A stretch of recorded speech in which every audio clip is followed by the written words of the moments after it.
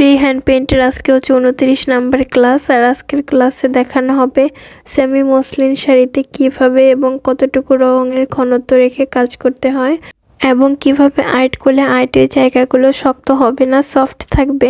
সবকিছু ডিটেলস থাকছে আজকের ক্লাসে। তো প্রথমে আমি আপনাদেরকে সেমি মসলিন শাড়িতে আর্টের জন্য রঙের ঘনত্বটা দেখিয়ে দিচ্ছি। ঠিক এই পরিমাণ ঘনত্বে রং রেখে তারপর হচ্ছে কাজ করতে হবে। তো এখানে প্রথমে আমি হচ্ছে শাড়িটাকে ফ্রেমে আটকিয়ে নিয়েছি। এখানে আমি একটা গোলাপি রঙের সেমি মসলিন শাড়িতে আর্ট করব টিউলিপ ফুল। এই জন্য হচ্ছে প্রথমে আমি টিউলিপ ফুলগুলো আঁকার জন্য এখানে রঙগুলো বানিয়ে নিয়েছি।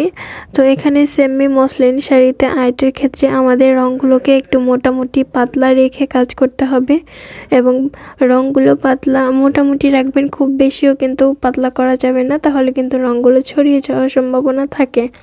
আর একদমই ঘন রং দিয়ে কাজ করবেন না, তাহলে কিন্তু ডিজাইনের জায়গাটা হার্ড হয়ে থাকে আর হচ্ছে একটু আঠালো টাইপের ভাব থাকে। এখন আসি রঙগুলো পাতলা কিভাবে করবেন সেই বিষয়ে। অনেকেই বলে যে আপু, রঙের মধ্যে পানি দিয়ে কি রঙগুলো পাতলা করব, রঙের মধ্যে কি পানি ইউজ করা যাবে?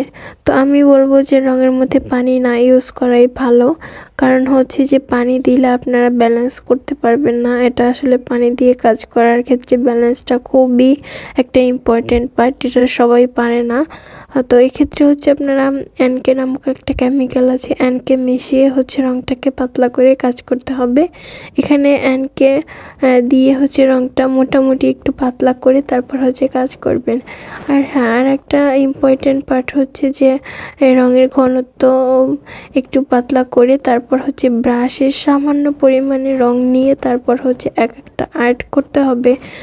এখানে দেখা যায় যে একটা পাতার ক্ষেত্রে আপনারা চাইলেই ব্রাশের মধ্যে অনেকগুলো রং নিয়ে পাতাটা আর্ট করতে যাবে না, তাহলে দেখা যায় যে ওই যে জায়গাগুলোতে একটু আঠালো ভাব থাকে শুকিয়ে যাওয়ার পরেও। এই জন্য হচ্ছে সামান্য পরিমাণ রং নিয়ে তারপর হচ্ছে আর্ট করার চেষ্টা করবেন।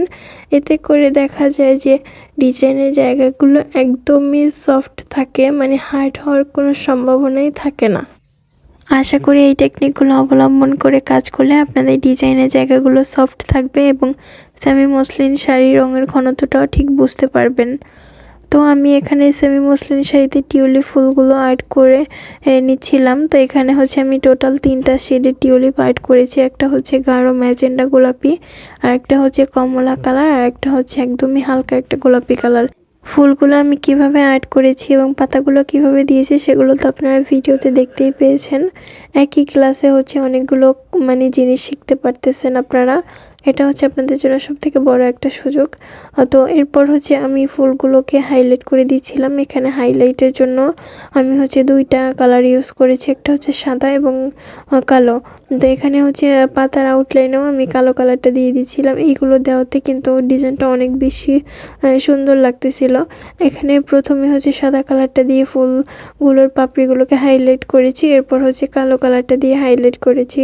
আর টিউলিপ ফুলের ডাল এবং পাতাতেও কিন্তু আমি হচ্ছে কালো কালারটা দিয়ে এরকম করে লাইনার দিয়ে দিচ্ছিলাম, একদমই চিকন করে। দেখতে কিন্তু বেশ সুন্দর লাগতেছিল ডিজাইনটা। কিছু কিছু টিউলিপ ফুলে আমি সাদা কালারের শেড রেখেছি। এখানে হচ্ছে 3টা করে পাপড়ি দিয়েছি। এই 3টা পাপড়ির মধ্যে একটা হচ্ছে সাদা শেড দিয়েছি। তো এই পাপড়িগুলোকে আলাদা আলাদা বোঝানোর জন্যই কিন্তু আমি এখানে সাদা কালারটা এবং কালো কালারটা দিয়ে হাইলাইট করে দিয়েছিলাম পাপড়িগুলোকে, যাতে করে এই পাপড়িগুলোকে আলাদাভাবে চিহ্নিত করা যায় যে এখানে কয়টা পাপড়ি রয়েছে এবং কোন অবস্থানে রয়েছে। তো আমার টিউলিপ ফুলগুলো আঁকা প্রায় শেষের দিকে। এটা ছিল আঁচলের ডিজাইনটা। এখানে হচ্ছে শাড়ির আঁচল এবং বুকের সামনের পোর্শন এবং পায়ের দিকে ডিজাইনটা করা হয়েছে। আজকের ক্লাসের মাধ্যমে কিন্তু আপনারা টিউলিপ ফুল সহ আরও অনেক কিছু জানতে পারলেন। তো আপনাদের কাছে আজকের ক্লাসটা কেমন লেগেছে অবশ্যই আপনাদের কমেন্টের মাধ্যমে জানিয়ে যাবেন এবং আমার জন্য দোয়া করবেন।